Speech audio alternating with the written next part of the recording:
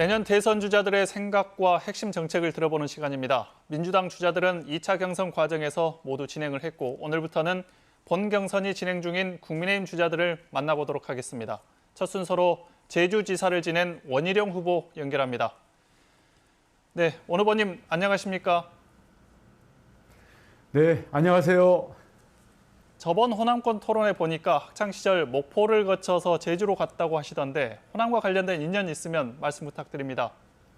호남의 예향으로서의 자부심, 또 5.18이 제가 대학 들어간 다음에 10년 청춘을 민주화 운동에 바치게 한 저의 어떤 정치적인 의식을 자각시킨 계기였는데요. 의향으로서의 호남인들의 자부심과 제가 잘 알고 있습니다. 제가 한나라당 사무총장 하던 시절에도 호남을 저희가 폭설이 내렸을 때라든지 아니면 호남에 여러 가지 일이 있을 때마다 제가 가장 앞장서서 호남과 동행하기 위한 노력들을 해왔는데요. 앞으로도 제가 우리 야당이 호남과 동행할 수 있는 그런 길을 열기 위해서 제가 가장 앞장서도록 하겠습니다. 네, 국민의힘 후보에게 투표를 하면 호남 유권자들 입장에서는 정권을 넘겨주는 꼴이라고 생각할 수도 있잖아요. 호남은 왜 원희룡을 선택해야 한다고 생각하십니까?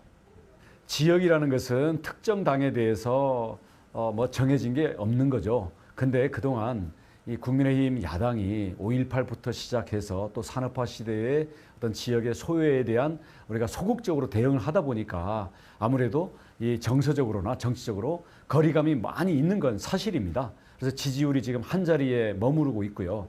근데 그동안 보니까 호남에서 지지율이 2자리로 올라가면 우리 지금 당이 집권을 했더라고요. 그래서 한꺼번에 엄청난 지지를 받지는 못하겠지만 저는 우리 이정현 대표가 얘기했던 것처럼 호남 포기를 포기해야 된다. 저는 그런 생각이고요. 어차피 전국적인 투표를 하다 보면은 저희 당이 집권을 할 수도 있잖아요. 만약에 그런 기회가 온다면 저는 앞으로 호남이 정치를 잘하는 정당을 이 당 저당 따지지 않고 밀어줄 수 있는 그러한 정치 풍토를 만들기 위해서 노력해야 된다는 생각입니다. 네, 지금 국민의힘 경선이 진행 중인데 원 후보님 지지율이 높지 않습니다. 어떻게 극복하실 생각이십니까? 지금 급상승 중이고요. 올라갈 일만 남아 있습니다. 시간이 짧다 보니까 앞으로 3주 내에 1위까지 넘볼 수 있냐 아니면 거기에 미치지는 못하느냐는 어떤 시간 싸움이기도 하고요. 한편으로는 이 3주 동안에 3년치의 변화가 일어날 수 있는 가능성이 있기 때문에요. 제가 쉽게 말씀드리면 지금 구름이 크고 작은 구름이 있는데 어느 구름에 비 내릴지 모른다. 이 말씀을 드리고 싶습니다. 이게 지지율 때문인지도 모르겠는데 벌써 합종연행 얘기까지 나오고 원 후보님이 그 중심에 있는 것 같아요. 지지율이 높지 않더라도 끝까지 완주하실 생각인지 혹은 연대 생각이 있으신 건지 궁금합니다. 완주를 저한테 묻는 것은 신뢰되는 말씀이고요. 택도 없는 얘기입니다. 지금 경선에서 결국 후보가 되기 위해서는 지금 민주당 주자로 뽑힌 이재명 후보에 대해서 정책이면 정책, 비리면 비리 여기에 대해서 압도, 제압할 수 있는 본선 경쟁력을 보여줘야 되고요. 또 이재명을 극복한 위해서 앞으로 나라를 운영하고 국민들의 삶의 비전을 제시할 준비와 능력이 과연 돼 있느냐 이 부분에 대해서 지금 엄격한 검증을 하게 될 텐데 거기에 대해서 원희룡은 가장 준비되어 있고 가장 깨끗하고 본선 경쟁력과 국정 운영에 대해서 최상의 카드입니다. 이것을 앞으로 국민들에게 증명하고 평가받을 시간이 앞으로 3주나 남아 있는데 미리 원희룡으로 단일화를 하겠다 그러면 저는 환영이고요. 그렇지 않은 완주라든지 단일화라든지 그런 얘기는 저에 대한 신뢰의 말씀, 택도 없는 이야기입니다. 네, 알겠습니다. 문재인 대통령 그리고 586 기득권 세력 실정 비판을 많이 하시던데 검사 출신의 삼선 국회의원을 지내셨고 그리고 재선 도지사까지 지내셨잖아요. 본인은 586 기득권이 아니라고 생각하시는지 궁금합니다. 저 자신이 586 기득권 세력의 핵심입니다. 그 점은 저는 솔직히 인정을 하고요. 대신 차이점은 뭐냐? 체제나 이념이 인간을 수단화하는 그런 전체주의적인 사고방식에 대해서는 벗어나야 된다라고 해서 이념적인 전환을 했고요. 그리고 한때 민주화 운동을 했던 것이 완장이 되고 기득권이 돼서 집단화돼서 국정 운영의 중심에 눌러 앉아서는 안 된다라는 자기 반성과 성찰을 한 사람입니다.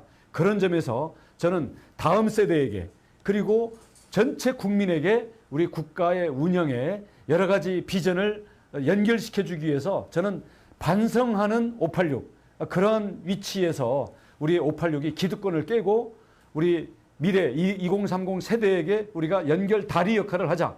그리고 미래의 대한민국을 준비하는 그런 역할을 하자라고 하는 저 자신이 586 기득권이지만 반성하고 미래에 대한 헌신을 하자라는 그런 입장인 거죠. 네. 이재명 후보에 대해서 구속 수사를 받아야 한다고 얘기하시던데 이게 상대방 후보이긴 하지만 너무 많이 나갔다 이런 생각도 드는데 어떻게 생각하십니까?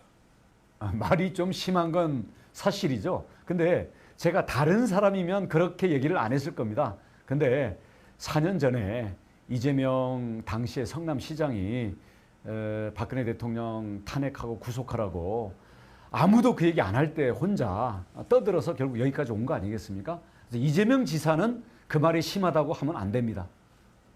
네, 대한민국의 가장 큰 문제 뭐라고 생각하시는지 해법까지 있으면 같이 말씀 부탁드립니다. 우선 두 가지인데요. 하나는 문재인 정부의 부동산 폭등 실패로 인해서 국민들이 내 집 마련의 꿈을 포기해야 된다라는 이 미래의 불안과 절망이 젊은 세대까지도 전염시키고 있다라는 여기에서 이게 가장 큰 문제고요.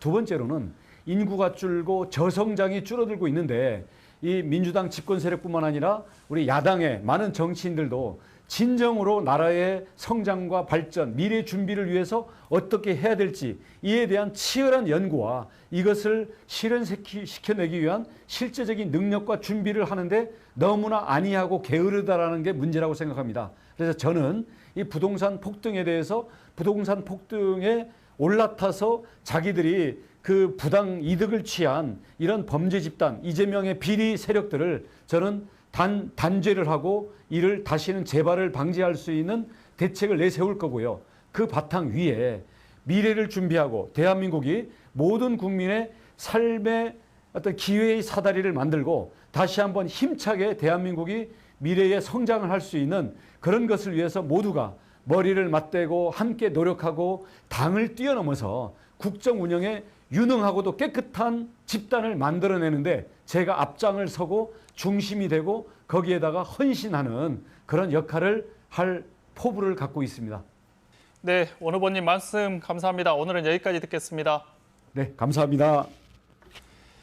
네, 다른 국민의힘 경선 후보들은 인터뷰 요청에 응하는 대로 다음 순서 마련하도록 하겠습니다.